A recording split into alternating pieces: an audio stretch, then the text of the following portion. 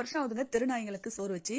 இது வந்து 5வது வருஷம். அதாவது 4 வருஷமா நாய்ங்க எல்லாருக்குமே நம்மளால, அதாவது எங்களால முடிஞ்சது ஒரு சின்ன இட்லியா இருந்தா கூட நான் வந்து கீழே போறது கிடையாது. நல்லா தெருவில் இருக்க நாய்க்கு எடுத்து போய் வேலை மெனக்கட்டு கொண்டு போய் கொடுக்குறோம்ல, அதுதாங்க பெரிய விஷயம். நம்ம முன்னாடி தூக்கி குப்பையில போட்டுருவோம். இட்லி மீந்தாலோ இல்ல கொஞ்சம் பழையது மீந்தாலும் சரி, சோறு மீந்தாலும் சரி, மீதி குழம்பு இருந்தாலும் சரி, எல்லாமே குப்பையில போட்டுருவோம். ஆனா இந்த 4 வருஷமா எது மீந்தாலுமே சரி, எது ஆக்குனாலுமே சுட ஆக்கினாலும் சரி, எல்லாமே தெருவில் இருக்க நாய்களுக்கு 4 வருஷமா வச்சுட்டு இருக்கோம். இது 5வது வருஷம் ஆரம்பிச்சிருக்கோம். முடிஞ்ச வரைக்குமே தெருவில் இருக்க நாய்களுக்கே சோறு வச்சுட்டு அப்படியே போயிட்டே இருக்க வேண்டியதா. 25வது வருஷத்துல நான் சொன்ன மாதிரி முதல் வீடியோ இது. எங்க பிளாக்கியும் சில்கியும் அழகா வந்து இன்னைக்கு நைட் வந்து சாப்பிட்டாங்க. இது வந்து நான் காலையில வீடியோ போடுறேங்க. ஏன்னா நேற்று வந்து என்னால் போட முடியல, கொஞ்சம் ஃபோன் வேலையாக இருக்குது. அதனால வந்து கொஞ்சம் பார்த்து தான் போடணும். நம்ம வந்து எதுவுமே சரியா தெரியாது ஸ்க்ரீனில், அதனால கொஞ்சம் பார்த்து தான் செய்யணும். அப்போ பார்த்தீங்கன்னா இன்னைக்கு வந்து இவங்களுக்கு வந்து சாப்பாடு என்ன சாப்பாடுனா கோழி கால் குழம்பு தான். தெருவில் இருக்க குட்டிங்களுக்கும் இவங்களுக்குமே முன்னாடி சின்ன வீடியோவில் சொன்ன மாதிரி இவங்களுக்கு வந்து கோழி கால் கொடுக்கக்கூடாது. ஏன்னா பல்லுலாம் இல்லை, சின்னதாக இருக்கு. என்னடா இவ்வளோ பெரிய நாயா இருக்குது, இதுங்களுக்கு போய் கோழி கால் கொடுக்கூடாதா? கொடுக்கவே கூடாதுங்க. இப்படிலாம் நம்ம வந்து வீட்டில் வளர்க்குற நாய்களுக்கு சின்ன குட்டிங்களுக்கு கொடுத்தோம்னா அதுங்களுக்கு உடம்பு சரியில்லாத ஆயிடும். அப்புறம் வந்து கொஞ்சம் பெரிய பிரச்சனைலாம் ஆயிடும் இந்த குட்டிங்களுக்கு. அதனால நாங்க வந்து பார்த்து தாங்க கொடுப்போம். சாக்லேட் தர மாட்டோம். உப்பு போட்ட சோறு வந்து பாக்குறோம் இல்லையா, நம்ம அது தனியா ஆக்குற சாப்பாட்டுல உப்பு போடவே மாட்டோம்.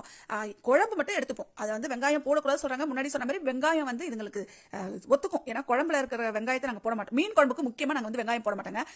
சாம்பாருக்கு மட்டும்தான் வெங்காயம் சேர்ப்போம். நிறைய பேர் மீன் குழம்புக்கு வெங்காயம் போடுவாங்க. நாங்க எப்பவுமே வைக்கிற குழம்புல வெங்காயம் சேர்க்காம தான் மீன் குழம்பு வைப்போம். இப்போ இவங்களுக்கு வந்து கோழி காலில் வந்து குழம்பு என்னன்னு பாத்தீங்கன்னா குழம்பு தூள் மட்டுமே போட்டு கோழிக்காலை நல்லா வேக போட்டு அந்த சுட சாப்பாட்டு கூட பிசைஞ்சு ஆளுக்கு ஒரு 2 கோழிக்கால் வச்சா போதுன்ற மாதிரி நான் குழம்பு வந்து ரெடி பண்ணிட்டேன். சாப்பாடு அடுப்புல வச்சாச்சு. முன்னாடி நாள் வந்து வைக்கும் போது அரிசி வந்து நிறைய போட்டுட்டாங்க. இன்னைக்கு கொஞ்சம் கம்மியா போட்டேன். அப்படி இருந்தாலுமே நிறைய அரிசி தான். எப்படி பார்த்தாலும் இது வந்து 2.5 கிலோ இருக்கும் போல. நான் அன்னைக்கு போட்டது 3.5 கிலோக்கு மேல ஆயிடுச்சு. எனக்கு கொஞ்சம் கணக்கு தெரியாத போயிடுச்சு. இவங்க வந்து ஏதோ தேடிட்டு இருக்காங்க. என்னன்னு பாத்தீங்கன்னா ஒரு தின்ற பொருள் எதுவுமே சாப்பிட முடியல. இவங்க கேக்குறாங்க முறுக்கு சாப்பிட்டோமா இந்தான்னு சொல்லி கொடுத்து அவங்க வந்து பொறுக்கிட்டு இருக்காங்க. பாருங்க என்ன சில்கிமா, சில்கி வந்து நல்லா வளர்ந்துட்டான். ஆனா குணத்துல பாத்தீங்கன்னா ரொம்ப சின்ன பிள்ளை, உடம்பு நல்லா வளர்ந்துருக்கு. பல்லுலாம் ரொம்ப வளரவே இல்லைங்க. பிளாக்கி பாத்தீங்கன்னா குள்ளமா இருப்பாரு, நல்ல உடம்பு வந்து ஒல்லியா இருக்கு, பல்லுலாம் நிறைய இருக்கு. ஒண்டி கொண்டி ஒரு வித்தியாசமா இருக்காங்க. ஆனா சில்கிமா ரொம்ப அழகா பெருசா வளர்ந்துட்டாங்களா, பார்க்கவே ஆசையா இருக்குது. அப்புறம் சாப்பாடு ரெடி பண்ணிட்டு இருக்கோம் பாருங்க. ரொம்ப ஈஸி இன்னைக்கு குழம்பு. அவங்களுக்கு எல்லாம் கோழி காலு கொஞ்சமா அப்படியே உப்பு போடாம தண்ணியில மிளகாத்தூள் கரைச்சி வேக போட்டு அது கூட சேர்த்தாச்சு. ரொம்ப ஈஸியா முடிஞ்சிருச்சு இன்னைக்கு எங்க வீட்டுல. அடுத்த நாள் வந்து என்ன செய்து போட போறோன்றது தெரியல. என்னன்னு பாக்கலாம். என்னடா தங்கங்களா என்னடா விளையாடுறீங்களா? எல்லாருக்கும் சொன்னீங்களா? புத்தாண்டு வாழ்த்து சொன்னீங்களா? புத்தாண்டு வாழ்த்து சொன்னீங்களாடி தங்கம்? சரி எல்லாருக்கும் சொல்லிடுங்க. 2025 புத்தாண்டு வாழ்த்து சொல்லிடு தங்கம். எங்க காணோம் பிள்ளைங்களா? ஏய் எங்க இருக்கீங்க? அங்க கிடக்கிற குப்பை மரம் எல்லாத்தையும் தள்ளி விட்டு விளையாடுறாங்க. இந்த சில்கியா அடி போடணும். இவன் எப்படின்னாங்க ஒரு குச்சா ஒரு துணி எடுத்து அடிக்க போனாலே போதும் நடிப்பாங்க. உளுந்து பெறலுமா அடிக்காதீங்கன்ற மாதிரி. அப்புறம் இன்னைக்கு வந்து இவ்வளவுதாங்க எங்க வீட்டுல. அடுத்த நாள் என்ன வீடியோ போறன்றதை பார்க்கலாம். மறுபடியும் சொல்லிக்கிறேன், எல்லாருக்குமே புத்தாண்டு வாழ்த்துக்கள். இந்த வருஷம் வந்து நம்ம முன்னாடி இருந்தது எல்லாத்தையுமே, அதாவது முன்னாடி கெட்ட விஷயத்த எல்லாத்தையும் மறந்துட்டு இனி இருக்க நாட்கள்ல நல்ல விஷயத்தையே நினைச்சு நம்ம இந்த வருஷத்தை ஓட்டிட்டு போவோம். எப்படி முன்னேறணும்ன்றது மட்டும்தாங்க இந்த வருஷம் நம்ம வந்து பார்க்கணும். எதுவுமே அதாவது கதை பேசுற வேலை, வெட்டியா பேசுறது, பக்கத்து வீட்டுல பேசுறது, எதிர் வீட்டுல பேசுறது, அடுத்தவங்கிட்ட பேசுறது, இந்த வேலையே இருக்கக்கூடாது. இந்த வருஷம் நம்ம எதை நோக்கி போறோமோ அந்த வேலையை கரெக்டா இந்த 365 நாளை ஓட்டியானும். ஒரு நாளுமே ரொம்ப முக்கியமான நாளா இருக்கணும். ஒரு நாளுமே நாங்க என்ன பண்ணணும்னா வீடியோ போடணும், ஏதாவது சமைக்கணும், நம்மளால முடிஞ்சதை எல்லாருக்கும் கொடுக்கணும். அது மாதிரி இந்த வருஷத்தை சூப்பரா கொண்டுட்டு போகணும்னு நினைச்சு நான் 2025க்கு நானும் சில்கிமா பிளாக்கிமா வீட்டில் இருக்க பிள்ளைங்க தலைவர் எல்லாருமே அடி எடுத்து வைக்க போறோம். நீங்க எல்லாருமே இன்னைக்கு அந்த புத்தாண்டு அன்னைக்கு என்னென்ன வேலை பார்த்துருக்கீங்க, என்னென்ன சமைச்சிருக்கீங்கன்றதையும் சொல்லுங்க. அப்புறம் இன்னைக்கு 1ஆம் தேதி என்ன சமைக்க போறீங்கன்றதையும் சொல்லுங்க. நாங்க என்ன சமைக்க போறோம்னா எப்பவும் போல சிக்கன் தான் எடுக்கலான்னு இருக்கோம். பார்க்கலாம் என்னென்ன சமைக்கிறோன்றத. முக்கியமா என்னுடைய போன் வேலையா இருக்கிறதுனால என்னால வந்து அதிகம் சமைக்கிறதை எடுக்க முடியலங்க. மற்றபடி ஒரு பிரச்சனையும் இல்லை. சாப்பாடு எல்லாமே ரெடியா எடுத்துட்டு போயிட்டாரு தலைவர். இப்போ எங்களுக்காக இது வந்து பொங்கல் சாதம் சொல்லலாம், காய்கறி சாதம் சொல்லலாம், அப்புறம் பிஸ்மிலா சொல்லலாம், என்ன வேணா சொல்லலாம், சாம்பார் சாதம் சொல்லலாம். எதுவுமே சொல்லிக்க வேண்டாம், நம்ம வைக்கிறதான் பேருங்க. ஆனா ரொம்ப ரொம்ப ஈஸியா செஞ்சு முடிச்சிட்டேன். செஞ்சு இறக்கணும்னு வீட்டுல பிள்ளைங்க சொன்னாங்க, என்னமா பால்வாடி சோறு வாசம் அடிக்குதுன்னு கேட்டாச்சுங்க. பிரெட் தூள்லாம் போட்டு நல்லா எண்ணெயில நல்லா மொறுன்னு பொரிச்சு கொடுத்துருக்கேன். அது அப்படியே இருக்கட்டுங்க, நான் அதை பத்தி பேசவே வரல. இன்னைக்கு நான் என்ன மாதிரி விஷயத்த பேச வந்திருக்கேன்னு பாத்தீங்கன்னா, பிளாக்கி எல்லாருக்குமே தெரியும் இல்லையா, பிளாக்கி ரொம்ப சோகமா இருக்கான். ரொம்ப கஷ்டமா இருக்குங்க. ஏன்னா 3 குட்டிங்களும் ஒண்ணா இருந்து இன்னைக்கு 2 குட்டி வேற வேற வீட்டுக்கு போயிட்டாங்க. ஆனா இவன் கடைசியா இவன் மட்டும் தனியா இப்ப இருக்கானா. மொத வந்து பிளாக்கி தான் போனான். உங்களுக்கு தெரியும். அதாவது இந்த வீடியோ நம்மளோட வீடியோ முழுசா பாக்குறவங்களுக்கு தெரியும். அவன் தான் வந்து முதல் போனா. கடைசியா பாத்தீங்கன்னா இவங்க 2 பேரும் போயிட்டாங்க அடுத்தவங்க வீட்டுக்கு. இவன் மட்டும் இன்னைக்கு தனியா இருக்கானா. ரொம்ப சோகமா இருக்கான். சாப்பிடவே மாட்றாங்க. நேத்து முழுசா வந்து சாப்பிடல அதிகம். நல்லா சாப்பிடுவான். அதாவது பிரெட் போட்டா சாப்பிடுவான், முட்டை பிசைஞ்சு வச்சாலும் சாப்பிடுவான், அப்புறம் வந்து நல்லா மீன் பிசைஞ்சு வச்சா சாப்பிடுவான். எதுவுமே சாப்பிடல. நேத்து முழுசா சாப்பிடல. நைட்டுமே சரி, காலையிலயும் ரவோடு பால் மட்டும் தான் குடிச்சான். ரொம்ப சோகமா இருக்காங்க பிளாக்கி. அவனுக்கு என்ன பண்றதுன்னு தெரியல. 2 குட்டி போன பிறகு இந்த வீடு வந்துங்க ரொம்ப வெறிச்சோடி இருக்குதா, ஒரு மாதிரியா இருக்கு. எனக்கு மனசு ரொம்ப பைத்தியம் மாதிரி என் மனசு இருக்கு இப்போதைக்கு. என்னன்னு பாத்தீங்கன்னா, அந்த குட்டிங்க இருந்த இடமெல்லாம் போய் பாக்குறது, குட்டிங்க இருந்தது அந்த காலு கை அதனுடைய முகங்க அதெல்லாம் ஞாபகமா இருக்கு. அது என்னது? ஆனா இதெல்லாம் சொன்னா எல்லாரும் நம்மள பைத்தியம் அப்படின்னு சொல்லுவாங்கங்க. உண்மைக்கே அப்படிதான். வீட்டுல உள்ளவங்க ஒரு புள்ள பைத்தியம்னு சொல்லுது, ஒரு புள்ள என்னை விட மோசமா இருக்குதுங்க ஞாபகத்துல. ஆனா வீட்டுல வந்து ரொம்ப கஷ்டங்க. இது வந்து நாய்க்குட்டியே முதல்ல வளர்க்கவே கூடாது. ஐயோ வளர்த்தா அது இல்லாம வந்து குட்டிலாம் போட்டுச்சுன்னா அதை வந்து சின்ன குழந்தையிலேயே கொடுத்துடணுங்க. அதுக்கு எத்தனை நாளுங்க, நான் வந்து கிட்டத்தட்ட இன்னைக்கு 4 மாசம் இருக்கும்னு நினைக்கிறேன், சரியா ஞாபகம் இல்லை. 4 மாசமா அதுங்களுக்கு வந்து, அதாவது நான் என்ன சொல்றேன்னு தெரியல, பாத்ரூமுக்கு போனா கூட நான் வந்து அதை கிளீன் பண்ணி சிரிச்ச முகத்தோட அதுக்கு அழகா கிளீன் பண்ணி அதுங்களை வந்து நாங்க வந்து சிரிச்சுக்கிட்டே செய்வோம். போயிட்டியா போயிட்டியா அப்படின்னு. யாருங்க அந்த மாதிரி சிரிச்ச முகத்தோட பாத்ரூம்லாம் வந்து செய்வாங்க, எடுப்பாங்க? நீங்க நினைச்சு பாருங்க.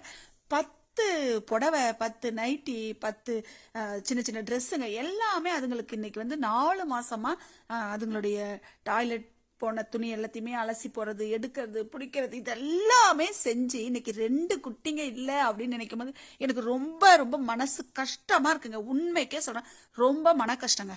அது வந்து பைத்தியம் பிடிக்காத குறை மட்டும்தாங்க எனக்கு இப்போதைக்கு இருக்கு. ரொம்ப வேதனை வேதனை அதிகமா இருக்கு. வெளியில சொல்ல முடியாத துக்கமா இருக்குங்க இன்னைக்கு எனக்கு. நீங்க நினைக்கலாம், என்ன நாய்க்குட்டி 2ஐயும் அனுப்பிட்டு நீங்க வந்து எறா குழம்பு வச்சு சாப்பிடுறீங்க, எறா வந்து நல்லா முறுன்னு பிரெட் தூளை போட்டு பொரிச்சு சாப்பிடுறீங்க அப்படின்னு நீங்க நினைக்கலாங்க. வேற என்னங்க பண்றது? பசியோட இருக்க முடியுமா? பசியோட நான் வந்து பேசாம நான் படுத்து இருந்தேன்னு வச்சுக்கோங்களேன், வீட்டுல உள்ளவங்களாம் என்ன அடிச்சு வெளியில துரத்திடுவாங்க. அந்த அளவுக்கு வந்து வீட்டுல என் மேல கோபமா இருக்காங்க. எப்படின்னா, நீங்க வந்து நாய் பைத்தியமா ஆயிட்டமா, நீ வந்து ரொம்ப இதா போயிட்ட, ஏமா வீடுமா, சரிம்மா அந்த பிள்ளைங்க நல்லா தான் இருப்பாங்க, நீ ஏன் வச்சுக்க முடியுமாமா, 3 நாய்க்குட்டியுமே வீட்டுல வச்சுக்க முடியுமாமா, சொல்லுமா, அப்படிமா இப்படிமா. இந்த பசங்க என்ன ரொம்ப பாடுபடுத்துறாங்க. ஆனா கடைசியா சொல்றாங்க, ரொம்ப மனசு கஷ்டமா. எவ்வளோ சாப்பாடு ஆக்கணுங்க. இன்னைக்கு பாத்தீங்கன்னா ஒரு 1/2 கிலோ ரேஷன் அரிசி போட்டு இந்த 2 குட்டிங்களுக்கு மட்டுமே நான் ஆக்கியிருக்கேங்க. அதெல்லாம் வந்து சொல்லும் போது வேதனையா இருக்குங்க. 1/2 கிலோ அரிசி நான் 2 கிலோ 1.5 கிலோ எவ்வளவு வேணாலும் சாப்பிடுங்கன்னு சொல்லி நான் சாப்பிட்றத விடங்க இந்த நாய்க்குட்டிங்களுக்கு சாப்பாடை போட்டு ராத்திரி, அதாவது குழந்தைங்களுக்கு எப்படி நம்ம வந்து கண் முழிச்சு பாலாத்தி கொடுப்போமோ அந்த மாதிரி இந்த 2 குட்டிங்களுக்கு கொடுத்தேன். ஆனா இவன் இந்த பிளாக்கி இருக்கிறான், இவனும் யார் வீட்டுக்காவது போயிடுவானா, நம்மளால வளர்க்க முடியுமா என்னன்னு தெரியல. ஆனா நிறைய பேரு, நிறைய சப்ஸ்கிரைபர் என்ன சொல்றாங்கன்னா, பிளாக்கியை யார்கிட்டயுமே கொடுக்காதீங்க அப்படின்னு சொல்லியிருக்காங்க. அதனால என்னமோ கடைசியா முதல்ல போனாரு, கடைசியா நிக்கிறாரு. பாப்பங்க, நம்மளால முடிஞ்ச வரைக்கும் செய்ய வேண்டியதான். முடியாத பட்சத்துக்கு என்ன பண்றதுன்னு தெரியல, அது கடவுள் கையில தான் இருக்கு. இன்னைக்கு நம்ம மதியத்துக்கு வந்து முட்டை வந்து நல்லா பிள்ளைங்களுக்கு, அதாவது 2 பேருக்குமே வேக போட்டு வச்சிருக்கேன். எங்களுக்கு வந்து முட்டை நல்லா ஆம்லெட் பண்ணலாம் அப்படின்னு யோசிச்சு நினைக்கும் போது இந்த பசங்க சொல்லிட்டாங்க, ஆமாம்மா வேணாம்மா முட்டை எதுவுமே பண்ண வேணாம், எறா இருக்கு இல்லையா, அந்த எறாவை வந்து நீங்க குழம்பு வச்சுட்டு எறா வந்து நல்லா ஃப்ரை பண்ணிடுங்க அப்படின்னு சொன்னாங்க. நான் வந்து இந்த மாதிரி செஞ்சேங்க. நான் பிரெட் தூள் எடுக்கலங்க, இந்த ரஸ்க் இருக்கும்ல, ரஸ்க், அதை வாங்கி மிக்சியில நல்லா பொடியா நுணுக்கி நான் வந்து எறாவுக்கு வந்து நான் வந்து இந்த, அதாவது மசாலா ரெடி பண்ணப்போ போட்டிருக்கேன், தொட்டு போடுவோம் இல்லையா அப்ப. ஆனா அந்த ரஸ்க் தூள் என்ன ஆச்சுன்னா கொஞ்சம் இனிப்பு தன்மையா இருக்கு, ஆனா ரொம்ப டேஸ்டா இருக்குங்க. சிலருக்கு பிடிக்கும், சிலருக்கு பிடிக்காது. எங்க வீட்டுல ஒரு பிள்ளைக்கு பிடிக்குது, ஒரு பிள்ளைக்கு பிடிக்காது. ஆனா எனக்கு ரொம்ப ரொம்ப பிடிச்சிருச்சு. இந்த எறா வந்து கொஞ்சம் இனிப்பு தன்மையோட அப்படியே நல்லா மொறுன்னு இருக்கும் போது சூப்பரா இருந்தது. நீங்களும் ட்ரை பண்ணுங்க. கொஞ்சம் பிரெட் தூள் போட்டு செஞ்சு பாருங்க. இல்லைன்னா நம்ம கிட்ட இல்லை அப்படின்னா ரஸ்க் தூள் போட்டு பண்ணுங்க. ஆனா நான் இன்னைக்கு வந்து ரஸ்க் தூள் தாங்க போட்டிருக்கேன். அப்புறம் எங்க குட்டிங்களுக்கு இன்னைக்கு முட்டை வேக போட்டு வச்சிருக்கேன், அதுதான் கொடுக்க போறேன். அப்புறம் நீங்க மதியம் என்ன சாப்பிட்டீங்கன்றதையும் மறக்காம சொல்லுங்க. பிளாக்கி மட்டும்தான் நம்ம வீட்டில் இருக்கிறான், அவனுக்கு நல்ல சாப்பாடை போடுவோம். இன்னும் எவ்வளோ நாள் நம்மளால பார்த்து பார்த்து பார்த்து அவனுக்கு வந்து சோறு வைக்க முடியுமோ வைப்பங்க. ஆனா ஓரியோ கிட்ட சொல்லிட்டாங்க, இனிமே நீ குட்டி போட்ட தொலைச்சி எடுத்துருவேன்னு சொல்லி அவளை வந்து ரொம்ப மிரட்டி வச்சதுக்கு தான் இன்னைக்கு பாத்தீங்கன்னா அவ அவ்வளோ கோவப்பட்டு என்ன கத்துறாங்க. நான் சின்ன வீடியோல போட்டிருக்கேன், சொல்றேன். அந்த அளவுக்கு அவளுக்கு கோவம் எங்க இருந்து வந்துச்சுன்னு தெரியல, அப்படி ஒரு கோவம் வருது. நான் சொல்லும் போது இன்னும் ஒரு 4 மாசத்துல அவ வந்து தலை குளிச்சிருவா. குளிச்ச பிறகு அவளை ரொம்ப பாதுகாப்பா வச்சிருக்கணுங்க, ஹாஸ்பிட்டல் கூட்டு போகணும் அப்படின்னு நான் நினைச்சிட்டு இருக்கேன். பார்க்கலாம் என்ன நடக்குதுன்றத அடுத்தடுத்து நம்ம பார்க்க போகிறோம். இப்போ இந்த எறா வந்து நல்லா எண்ணெயில் பொரிஞ்சிக்கிட்டு இருக்கு. நான் கம்மியாக தாங்க எண்ணெய் ஊற்றிருக்கேன், ஏன்னா இது வந்து ரொம்ப எனக்கு பிரெட் தூள், அதாவது ரஸ்க்கு தூள் வந்து பரவிடும், ரொம்ப எண்ணெய் வீணாயிடும்னு தெரிஞ்சுதான் நான் வந்து கொஞ்சமாக எண்ணெய் ஊற்றி செஞ்சுருக்கேன். ராத்திரிக்கு சின்னவ வந்து காலேஜ் போயிருக்காங்க, அப்போ அவங்க வந்து வரும்போது நம்ம சூடாக போட்டு தரன்றதுக்காக நான் கொஞ்சமாக எடுத்து நான் ஃப்ரிட்ஜில் வச்சுருக்கேன். அவங்க வந்த பிறகு தோசைக்கல்ல போட்டு கொடுக்கலான்னு இருக்கேன். அவங்க 2 பேரும் ஷோபாவில் சூப்பராக படுத்துருக்காங்க. நான் வீடியோ எடுக்கிறத பார்த்தோன்னே எங்கள் ஓரியோ குட்டி என்னை பார்த்து எப்படி கோவப்படுற பாருங்களேன், வீடியோ எடுக்கக்கூடாது. எறா குழம்பும் இப்போ வந்து எறா ஃப்ரையும் ரொம்ப நல்லா அழகாக சூப்பராக நாங்கள் சாப்பிட போகிறோம். நீங்கள் என்ன சாப்பிட்டீங்கன்றத மறக்காமல் சொல்லுங்கள். என்னதான் எறா 500 ரூபாய்க்குங்க, 500 ரூபாய்க்கு எறா வாங்கியுமே ஒரு தட்டில் வச்சா அப்படியே கம்மியாக கிடக்குதுங்க. எப்படின்னே தெரியல. இந்த மாதிரி பொரிச்சோம்னா ரொம்ப கம்மியாக போயிடும் நினைக்கிறேன். இதுக்கெல்லாம் வந்து 2000 ரூபாய் 3000 ரூபாய்க்கு எறா வாங்கி இந்த மாதிரி ஃப்ரை பண்ணி சாப்பிடணும் அப்படின்னு நினைக்கிறேன். அதெல்லாம் வந்து விசேஷத்துக்கு தான் செய்ய முடியும், இப்போல்லாம் ஒன்றும் செய்ய முடியாது. இப்போ இந்த எறா வந்து நான் எடுத்து வச்சிருக்கேன் இல்லையா, இது வந்து சாயந்தரம் பாப்பா வருவா இல்லையா, அவளுக்காக வந்து தோசைக்கல்லில் போட்டு கொடுக்கலான்னு இருக்கேன். நான் இந்த வானலில் வந்து இதை நான் பொரிக்க மாட்டேங்க. இன்னைக்கு 150 உளுந்து இன்னைக்கு போட்டேன். நான் 100 உளுந்து தான் போடுவேன். இன்னைக்கு பாத்தீங்கன்னா 150 உளுந்து போட்டேன்னா இட்லி வந்து அவ்வளவு வந்து அப்படி புஸ்ஸு புஸ்ஸுன்னு சூப்பரா இருந்துச்சு. இப்போ வந்து நான் என்ன வந்து நான் பேச வந்திருக்கேன்னா, இந்த ஓரியோ குட்டி நம்ம வீட்டு நயன்தாரா குட்டி 7 மாசம் ஆகுதுங்க தலை குளிச்சு. இந்த போட்ட 3 குட்டியே இன்னும் நான் வந்து சரிவர எனக்கு வந்து பாத்துக்க முடியல. அதுல பாத்தீங்கன்னா இவ திருப்பியும் தலையை குளிச்சுட்டு என்ன போட்டு தொல்லை கொடுக்குறாங்க, வெளியில போகணும்னு சொல்லி.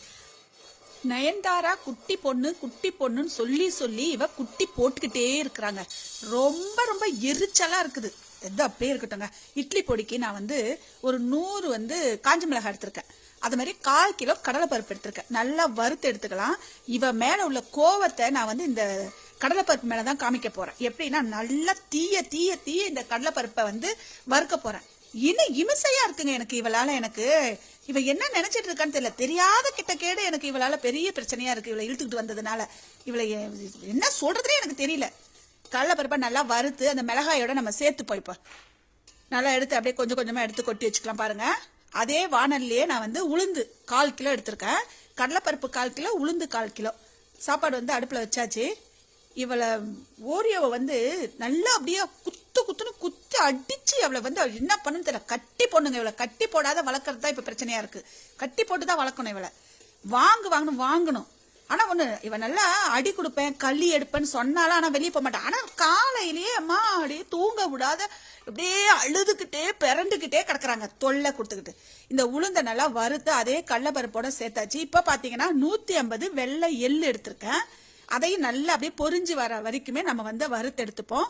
சாப்பாடு நல்லா கொதி வந்துருச்சு, 2 கிளறி விட்டுக்கலாம். எள்ளை வந்து நல்லா அப்படியே வறுப்போம் பாருங்க. நல்லா பொரிஞ்ச உடனே நம்ம அது கூட சேர்த்துருவோம். நம்ம ஏற்கனவே உளுந்து கடலைப்பருப்பு மிளகாய் எடுத்து வச்சிருக்கோம் இல்லையா, அந்த மரத்துல சேர்த்து நல்லா ஆற விட்டு அரைச்சிக்கலாம். இட்லி பொடி இல்லைனாலே ஒண்ணுமே பண்ண முடியாதுங்க. ராத்திரியில ஒரு இட்லி பொடி இருந்தா அப்படியே ரவுண்டு எண்ணெயை ஊத்தி இட்லி தொட்டு சாப்பிடலாம். இல்லைன்னா அதுக்கு ஒரு சட்னி தேடணும் இல்லையா, இவங்களுக்கு பாக்கிறதே பெரிய வேலையா இருக்கு. அதோட இன்னைக்கு காலையிலேயே 1 கிலோ இட்லி அரிசி ஊற போட்டிருக்கேன், 150 வெள்ளை உளுந்து ஊற போட்டிருக்கேன், கொஞ்சமா வெந்தயம் போட்டிருக்கேன். இப்ப எள்ளை தூக்கி அப்படியே கொட்டிக்கலாம் பாருங்க. கருவேப்பிலை கொஞ்சமா போட்டுக்கலாம், நிறைய போடக்கூடாது.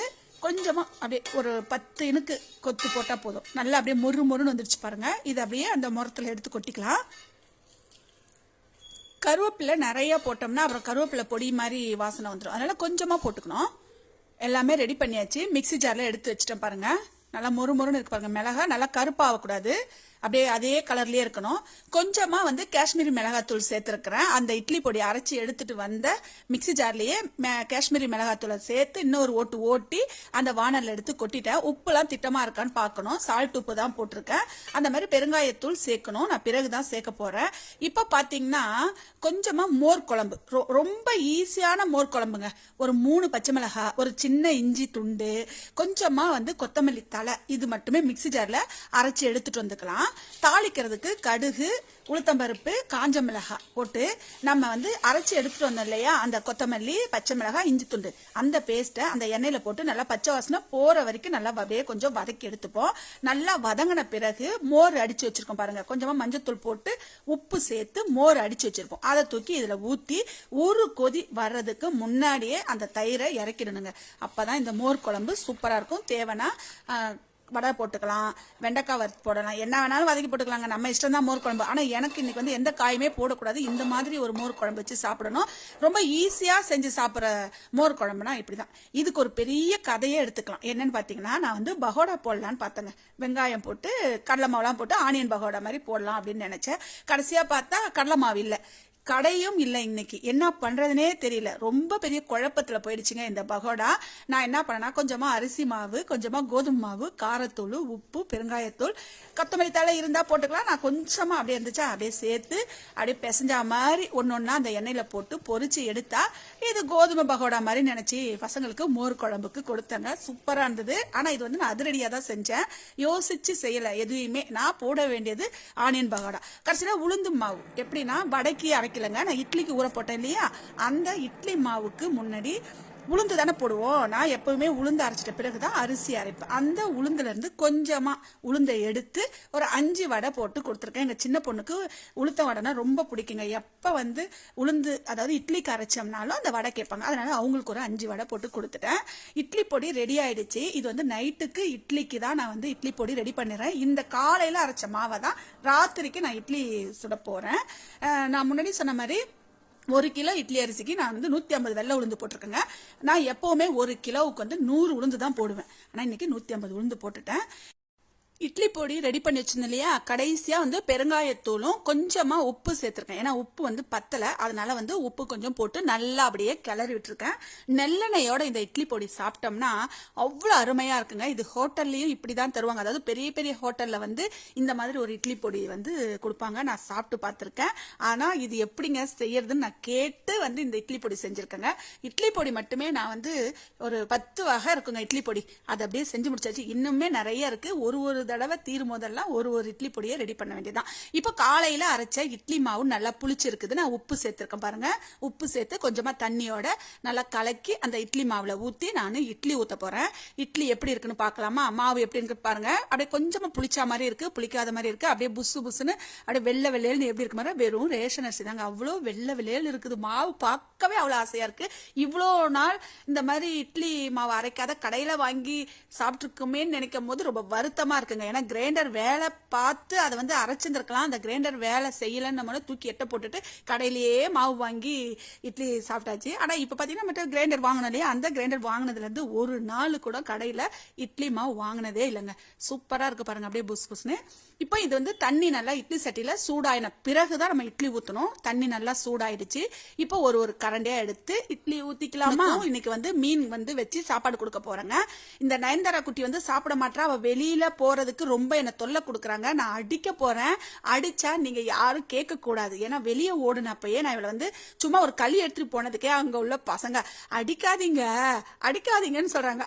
அடிக்க கூடாதா அப்படின்னு சொல்லி அவளை பிடிச்சி தரன்னு இழுத்துட்டு வந்தேன். ராத்திரி எங்க வீட்டுல இட்லிக்கு இட்லி பொடியோட நாங்க சாப்பிடுவோம். நீங்க ராத்திரிக்கு என்ன சாப்பிட்டீங்க? இந்த மாதிரி இட்லி பொடி வேணும்னா இதே மாதிரியே 1/4 கிலோ கடலைப்பருப்பு, 1/4 கிலோ வெள்ளை உளுந்துங்க, 100 காஞ்ச மிளகாய், ஒரு 150 வெள்ளை எள்ளு போட்டு நீங்க இட்லிக்கு இட்லி பொடி ரெடி பண்ணி சாப்பிட்டு பாருங்க. கருவேப்பிலை போட்டாலும் போடலாம், பெருங்காயத்தூள் போட்டாலும் போடலாம். இதெல்லாம் சேர்த்தா ரொம்ப வாசனையா அருமையா இருக்கும். ஒரு ஈடு ஊத்தியாச்சு, இன்னொரு ஈடு ஊத்திக்கலாமா? இட்லிக்கு மாவு அரைச்சோம்னா முதல்ல அரைக்கிற மாவு வந்து நம்ம எப்பவுமே இட்லி சுட்டு சாப்பிடணும். அப்பதான் அந்த இட்லி நல்லா பஞ்சு மாதிரி புஸ்ஸு புஸ்ஸுன்னு இருக்கும். கடைசியா ஆகும்போது தான் வந்து தோசை ஊற்றி சாப்பிடணும். நாங்க அப்படிதாங்க எப்பவுமே முதல்ல மாவு அரைச்சோம்னா இட்லி சுட்டு சாப்பிடணும். அவ்வளோ ஒரு ஆசையா இருக்கும், அவ்வளோ ஒரு நல்லா இருக்கும் அந்த இட்லி பார்க்கறதுக்கு சாப்பிட்றதுக்குமே. அதனால கடைசியா போக போக நம்ம வந்து தோசை ஊற்றிக்கலாம். அது கல்லு மாதிரி இருக்கும் சில டைம்ல இல்லையா, அந்த மாதிரி இருக்கும் போது இட்லிக்கு பதிலாக தோசை ஊற்றி சார். இடியாப்பத்துக்கு தொட்டுக்கிறதுக்குன்னு சொன்னாங்க. இது எதுக்காக வந்து பிள்ளைங்க இன்னைக்கு சொன்னாங்கன்னா, எங்க வீட்டில் ஒருத்தவங்களுக்கு இன்னைக்கு பர்த்டேங்க, அதனால வந்து இந்த பன்னீர் கேட்டாங்களா, நானும் வந்து அவங்களுக்காக அழகாக செஞ்சு கொடுத்தேன். என்ன கலர் தான் வந்து கம்மியாயிடுச்சுங்க, மற்றபடி இல்லை. மற்றபடி டேஸ்ட் எல்லாம் செம்மையா இருந்தது. கலர் ஏன் கம்மியாயிடுச்சுன்றத பிறகு சொல்றேன். இப்போ மீன் குழம்பு, அதாவது நேத்து வந்து மீன் பிரியாணி வச்சேன் இல்லையா, பாரம் இல்லை, அதில் ஒரு 3 மீன் வந்து நான் எடுத்து ஃப்ரிட்ஜில் வச்சிருந்தேன். அதை வந்து 2 துண்டா, அதாவது ஒரு மீனை 2 துண்டா 6 துண்டை போட்டு மீன் குழம்பு வச்சு மதியத்துக்கு நான் வந்து மீன் குழம்பு ஒரு தலை மீனோட சாப்பிட்டுட்டேன். இப்போ இடியாப்பத்துக்கு பச்சரிசி ஊற போட்டு வச்சிருக்கேன். ரேஷன் பச்சரிசி தான். நான் இன்னைக்கு வந்து பச்சரிசியில் தான் இடியாப்பம் சுட போறேன். முன்னாடி பார்த்தீங்கன்னா நான் வந்து புழுங்கல் அரிசியில் தான் இடியாப்பம் வந்து சுட்டு கொடுத்துருந்தேங்க. இப்போ இடியாப்பத்துக்கு பார்த்தீங்கன்னா பச்சரிசி நல்லா வெள்ளை வெள்ளைன்னு ரேஷனில் போட்டாங்களா, சரி விடுவோமா, இன்னைக்கு வந்து இடியாப்பத்துக்கு பன்னீர் வந்து செஞ்சு சாப்பிட வேண்டியதான்னு சொல்லி நான் இடியாப்பம் வந்து ரெடி பண்ண போறேன். ஊற போட்ட பச்சரிசியை கிரைண்டரில் நல்லா கொஞ்சமாக தண்ணி ஊற்றி அப்படியே அரைச்சி எடுத்துப்போமா. நல்லா அப்படியே நைஸாக அரைக்கணும். ரொம்ப குறகுற வந்து இட்லிக்கு அரைக்கிற மாதிரிலாம் இருக்கக்கூடாது, ஏன்னா வந்து இடியாப்பச்சில வராது. இப்போ பார்த்தீங்கன்னா மாவை நல்லா கொஞ்சமாக தண்ணி தெளித்து நல்லா கெட்டியாக பச்சரிசி மாவை அரைச்சி எடுக்க போகிறேன். அரைச்சி எடுத்து எப்பவும் போல் நம்ம வந்து அடுப்பில் வானல் வச்சு கொஞ்சமாக எண்ணெய் ஊற்றி இதை அப்படியே கிளறி எடுக்க போகிறேன். இதுதான் வந்து இடியாப்பம். நான் எப்போவுமே இப்படி தான் நான் வந்து இடியாப்பம் சுட்டு தருவேன் பசங்களுக்கு. ஆனால் நான் வந்து முன்னாடி சொன்ன மாதிரி புழுங்கல் அரிசியில் தாங்க செய்வேன். இன்றைக்கி பச்சரிசியில் சூப்பராக இருந்ததுங்க. இன்றைக்கி பச்சரிசிலையும் செம்மையாக இருந்தது, புழுங்கல் அரிசிலையும் சூப்பராக இருக்கும் இடியாப்பம். மாவு நல்லா ரெடி ஆகிடுச்சு. இப்போ வானலில் அப்படியே கொஞ்சமாக எண்ணெய் ஊற்றி கிளறி விட்டுக்கிட்டே இருக்கலாம் பாருங்கள். நல்லா கிளறினோம்னா அது அப்படியே மாவு வெந்து வரும். நம்ம தொட்டு பார்த்தோம்னா வந்து பிசு பிசுன்னு இருந்தால் மாவு வேகலைன்னு அர்த்தம். நல்லா கையில் ஒட்டாமல் வந்துச்சுன்னா அது மாவு வெந்துடுச்சுன்னு அர்த்தம். நான் இப்போ வந்து நல்லா கிளறி விட்டுட்டே இருக்கேன் பாருங்க.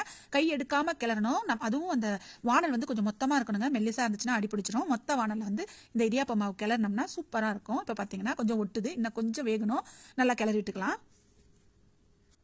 முதல்ல இடியாப்பத்தை சுட்டு எடுத்தாச்சு. இடியாப்பம் நல்லா மெல்லிசாக இருக்குது. நான் வந்து இட்லி கொத்தில் தான் இடியாப்பம் புழிஞ்சு விட்டேன் இல்லையா, அதனால் கொஞ்சம் சின்ன சின்னதாக இட்லி மாதிரி தான் இருக்கும். ஆனால் நல்லா அப்படியே உதிரி உதிரியாக கிடச்சிச்சு. இப்போ பார்த்தீங்கன்னா நல்லா ஒரு பெரிய வானலில் கொஞ்சம் தண்ணி கொதிக்க விட்டு வெங்காயம், பச்சை மிளகாய், முந்திரி பருப்பு கொஞ்சம் கூடுதலாக போட்டுக்கலாம். முந்திரி பருப்பு நல்லா வாசனையாகவும் இருக்கும், டேஸ்ட்டாக இருக்கும். அப்புறம் நல்லா கெட்டியாக கிடைக்கும் இல்லையா இந்த குருமா, அதனால தான். இப்போ நல்லா கொதிக்க விடுவோம். வெங்காயம், பச்சை மிளகாய், முந்திரி 3மே நல்லா கொதிக்கிட்டோம். நல்லா கொதிக்குது பாருங்கள். கொதிச்ச உடனே என்ன பண்ண போகிறோம்னா, இதை தண்ணியை வடிகட்டிட்டு மிக்ஸி ஜாருக்கு மாற்ற போகிறோம். இப்போ இதை அப்படியே நல்லா அப்படியே வடிகட்டி எடுத்துக்கலாம். நல்லா கொதிக்க விடுவோம். நல்லா வேகட்டும். வெங்காயமும் பச்சை மிளகாவும் நல்லா வேகட்டும். அவ்வளோதாங்க. இதை அப்படியே வடிகட்டி எடுத்துக்கலாம் பாருங்க. நல்லா வடிகட்டி எடுத்து மிக்ஸி ஜாரில் மாற்றியாச்சு. என்னதான் பன்னீர் செஞ்சாலும் இடியாப்பம் வந்து சுட்டு கொடுத்தாலும் எங்கள் வீட்டில் மதியத்துக்கு வெள்ளை சோறு மீன் குழம்பு இருந்தால் தான் எல்லாருக்கும் ரொம்ப விருப்பமாக இருக்கும். யார் யாருக்கு என்ன வேணுமோ சாப்பிட்டுக்குங்கன்னு சொல்லியாச்சு. எங்களுக்கு வந்து வெள்ளை சோறு மீன் குழம்புங்க. பசங்களுக்கு பார்த்தீங்கன்னா இடியாப்பமும் பன்னீர், அதாவது மலாய் பன்னீர் குருமாவும் செஞ்சு கொடுத்துருக்கேன். சாப்பாடு நல்லா தளத்தளன்னு கொதிச்சிட்டு இருக்கு. இப்போ மிக்ஸி ஜாரில் கொஞ்சமாக வந்து கரம் மசாலா தூள் போட்டுப்போம். அது மாதிரி நல்லா பசுமாட்டு பால் இருக்குல்ல, அது வந்து ஒரு 200 கிராம் ஊற்றிக்கிட்டேன் பாருங்க. மிக்சியில் நல்லா அப்படியே பட்டு மாதிரி அரைச்சி எடுத்துட்டு வருவோமா. கரம் மசாலா இல்லைன்னா பட்டை, லவங்கம், ஏலக்காய் இது இருந்தாலும் நம்ம வேக போடும் போதே போட்டுக்கலாம். கொஞ்சமாக எண்ணெய் ஊற்றி இஞ்சி பூண்டு பேஸ்ட் போட்டுக்கலாம். இஞ்சி பூண்டு பேஸ்ட் ரொம்ப கம்மியாக போட்டுப்போம். பச்சை வாசனை போகிற வரைக்கும் அப்படியே எண்ணெயில் நல்லா அப்படியே வதக்கி விடுவோம். நல்லா வதக்கி விட்டேன் பாருங்கள். அடுப்பை சிம்மில் வச்சுக்கலாம். நல்லா வதங்கிடுச்சு. இப்போது மிக்சியில் அரைச்சி எடுத்துகிட்டு வந்திருக்கோம் இல்லையா, நம்ம வெங்காயம், பச்சை மிளகாய், முந்திரி, அப்படியே பால் ஊற்றணும் இல்லையா, பசுமாட்டு பால், அதெல்லாம் அப்படியே நல்லா பட்டு மாதிரி அரைச்சி இந்த வானலில் அப்படியே ஊற்றிட வேண்டியதாங்க. வேலை முடிஞ்சிருச்சு. நல்லா இருக்குல்ல, பார்க்கவே சூப்பராக இருக்குல்லங்க. டேஸ்ட்டும் செம்மையாக இருந்ததுங்க. ஹோட்டல்லலாம் இதெல்லாம் பயங்கர விலையாக இருக்குங்க. அதனால் நான் வீட்லேயே இன்றைக்கி வந்து பசங்களை ஏமாற்றி சொல்லி எப்படியோ இதுதான் மலாய் பன்னீர் சொல்லி கொடுத்துட்டேன். எங்கள் பசங்க சொன்னாங்க, அம்மா என்னம்மா கலர் கொஞ்சம் கம்மியாக இருக்குது அப்படின்னாங்க. அதாவது அவங்க என்ன சொல்கிறாங்கன்னா, நான் பிறகு சொல்கிறேங்க, கொஞ்சமாக உப்பு போட்டுக்கலாம். இப்போ கோவா, அதாவது பால் கோவா, இனிப்பு பால் கோவா நான் போட்டிருக்கேன். ஆனால் இனிப்பு இல்லாமல் பால் கோவா இருக்கும் இல்லைங்களா, அது வந்து நம்ம வந்து சேர்த்துக்கலாம். நான் இனிப்பு பால் கோவா போட்டதுனால பிறகு வந்து சர்க்கரை போடலை. நம்ம வந்து அந்த பால் கோவாவிலே இனிப்பு இருக்கும், அதனால சர்க்கரை சேர்க்கக்கூடாது. கடைசியாக கஸ்தூரி மெத்தி போட்டேன் பாருங்கள், வெந்தய கீரை, அதுதான். கடைசியாக பார்த்தீங்கன்னா கொஞ்சமாக வந்து மிளகுத்தூள். இப்போ தாங்க விஷயமே இருக்குது. என்னன்னு பார்த்தீங்கன்னா வெள்ளை மிளகு இருக்குல்ல, அந்த தூள் போடணும். நான் பார்த்தீங்கன்னா ரசத்துக்கு வைக்கிற கருப்பு மிளகு தூள் போட்டுட்டேன். அதனால் கலர் கம்மியாயிடுச்சு. அவ்வளோதான் வித்தியாசம். மற்றபடி டேஸ்ட் எல்லாமே ஒன்று தாங்க. நம்மக்கிட்ட வந்து வெள்ளை அந்த மிளகுத்தூள் இருக்காது இல்லையா, எப்போவுமே முன்னாடி இருந்துச்சு, இப்போ அந்த தூள் வச்சிடலங்க இன்னைக்கு பார்த்தீங்கன்னா. அதனால நான் நம்ம ரசத்துக்கு போடுற மிளகு தான் போட்டிருக்கேன், அந்த தூளை தான் போட்டிருக்கேன். நல்லா கலக்கிக்கலாம். இப்போ சின்ன சின்னதாக கட் பண்ணி பன்னீர் வச்சிருக்கேன். இது அப்படியே இந்த பன்னீரை சேர்த்துருவோங்க. மலாய் பன்னீர்னு ஒன்று இருக்கும் அப்படின்னு சொல்கிறாங்க. ஆனால் இங்கே நம்ம ஊரில் எனக்கு தெரியல. நான் கேட்டு பார்த்தா எனக்கு கிடைக்கல. எப்போவும் நம்ம ஊரில் கிடைக்கிற நான் சாதாரணமாக பன்னீர் தாங்க வாங்கி கட் பண்ணி போட்டிருக்கேன். அது மாதிரி எண்ணெயிலையா நெய்யில் எதுலேயுமே பொரிக்கல. அப்படியே வாங்கிட்டு வந்து சின்ன சின்னதாக கட் பண்ணி நம்ம இந்த அரைச்ச மசாலாவோட சேர்த்து இடியாப்பத்துக்கு சாப்பிட்ட போகிறோம். வெள்ளை சோறுக்கு மீன் குழம்பு ரெடி பண்ணியிருக்கேன் பாருங்க. நாங்கள் எப்போவுமே முன்னாடி சொன்ன மாதிரி தான் வழக்கம் போல தாங்க மீன் குழம்பு கூட்டி வச்சிருக்கேன். நாங்கள் எப்போவுமே புளி தண்ணியில் குழம்பு தூளை போட்டு கொஞ்சமாக கருவேப்பிலை, 2 பச்சை மிளகாய், தக்காளி பழம், நல்லா ஒரு 2 தக்காளி பழம் பெருசாக எடுத்து போட்டு நல்லா பிசைஞ்சு விட்டுக்கணும். கருவேப்பிலையோட அந்த பச்சை மிளகாவை பிசைஞ்சோம்னா இந்த மீன் குழம்பு வாசனையே சூப்பராக இருக்கும். நிறைய பேர் வந்து வெங்காயம் போடுறாங்க. வெங்காயம் போடலாம், என்னைக்காவது ஒரு நாளைக்கு எண்ணெயில் வதக்கி வெங்காயம், தக்காளி, பூண்டு தட்டி போட்டு மீன் குழம்பு வைக்கலாம். ஆனால் எங்கள் ஊருங்களில் பார்த்தீங்கன்னா இப்படி தான் மீன் குழம்பு வைப்பாங்க. இந்த மீன் குழம்பு தான் எங்கள் வீட்டில் பசங்க ரொம்ப விரும்பி சாப்பிடுவாங்க. வெங்காயம் போட்ட மீன் குழம்பு உண்மைக்கே எங்க பிள்ளைங்க சாப்பிடவே மாட்டாங்க. அதுவும் மாங்காய் கத்திரிக்காய் இல்லாம மீன் குழம்பு எங்க வீட்டுல செய்யவே மாட்டாங்க. 2 நாளா அந்த பாறை மீன் சாப்பிட்டு ரொம்ப சளிச்சு போயிடுச்சு.